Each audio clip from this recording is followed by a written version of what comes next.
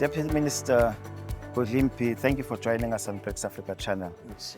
Today you were explaining to the citizens of the Vaal Yes. on the concept of the SEZ. Please take us through.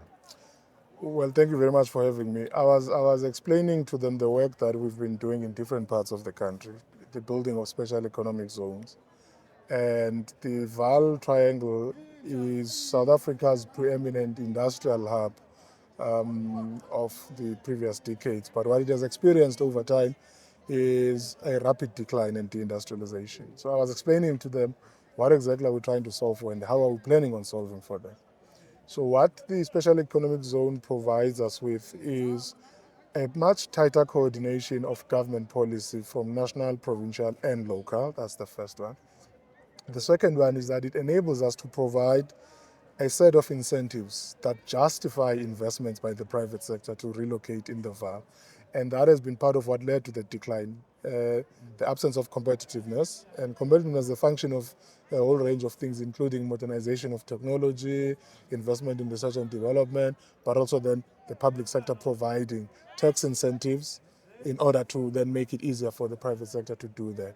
And once we get that right, it will basically lead to almost like a renaissance of the Vaal, with an increase in employment, an increase in the number of factories that are reopening in the Vaal. Now, the question of infrastructure is very critical to that, and that is why we've drawn in the local government and national government into that, because those are the two government spheres that are principally responsible for different areas of infrastructure: water infrastructure, electricity infrastructure, roads infrastructure, rail infrastructure. So we intend on bringing, including SOEs such as Transnet, into this operational framework to agree with private sector firms about what are the infrastructure priorities that they will require. What do they want us to start with? And how do we go about doing that, including potential partnerships with them in financing some of those infrastructure rehabilitation initiatives. With your partners in BRICS, and as well as you just hosted the G20, Yes. what are you saying to the fund manager sitting in Shanghai or in Moscow? What is on the offering side? So that's essentially what a fund manager will be looking at. How much of my investment can be guaranteed through the stability of production? Can we provide stable electricity? So we solve for the load shedding problem in South Africa. We are now currently sitting with excess electricity capacity in our national grid.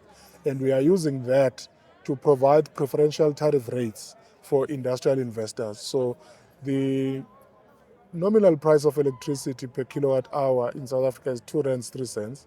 But for heavy industries, we're now negotiating a preferential tariff of about 62 cents. So we'll be trying to roll that into the SEZ as well. That's the first one. The second one is to provide tax incentives from the national government point of view, and to also provide rates and tax holidays from the local government side of things.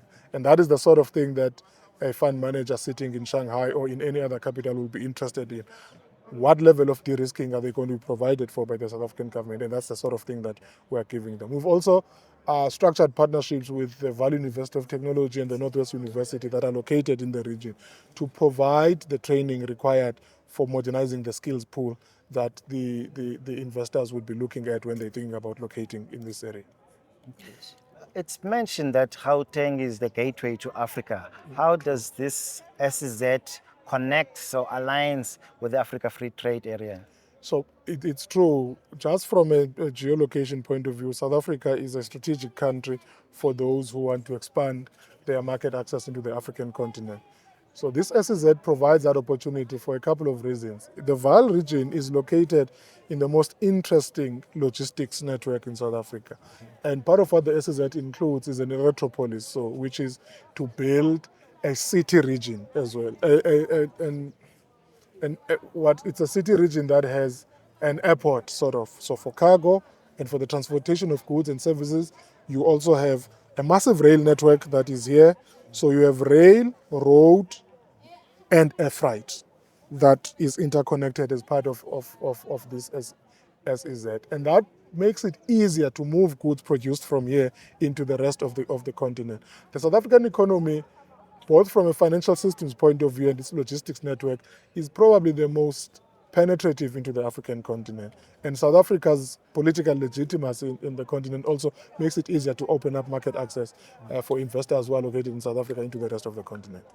With Ethiopia being part of BRICS, are you going to be still trading in dollar, or are you going to use the rand or the birr from Ethiopia? I mean, the trade is going to be in multi-currencies, and that is what we're already doing. Depending on the volumes of trade between two countries, the justification to use that currency, then it becomes natural. Countries rely on the US dollar when the bulk of their trade is dollarized outside. So they would want to increase their foreign currency reserves in dollars.